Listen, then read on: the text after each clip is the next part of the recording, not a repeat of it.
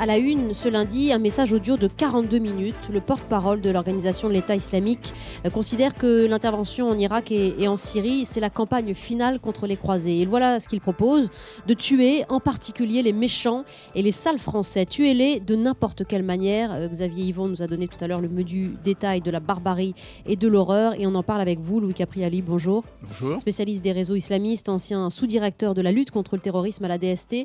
Sont des menaces qui interviennent 3 jours après le début des frappes aériennes françaises en Irak.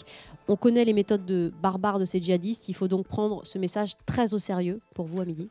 Oui, parce que c'est un menace de déclaration de guerre, une communication qui est faite pour terroriser à la fois les populations et en même temps dire aux militants et aux sympathisants de l'organisation « nous allons riposter, on nous attaque, nous allons riposter ». Et donc effectivement, il faut le prendre au sérieux et je crois qu'il ne faut pas avoir peur d'avoir pris nos responsabilités en Irak.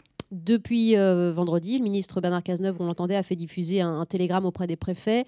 Élévation du niveau de vigilance sur les édifices sensibles, les bâtiments professionnels, les représentations diplomatiques, les lieux symboliques, les lieux à très forte fréquentation. Le plan est prêt pour nous prémunir de ces risques terroristes aujourd'hui ? Alors, le plan Vigipirate, c'est un plan qui donne un niveau de menace et d'effectifs qui sont sur le terrain. Je crois que c'est à la fois pratique, mais aussi symbolique, parce que la réalité de la lutte contre le terrorisme, c'est quoi? C'est de démanteler et d'arrêter des individus, démanteler des filières.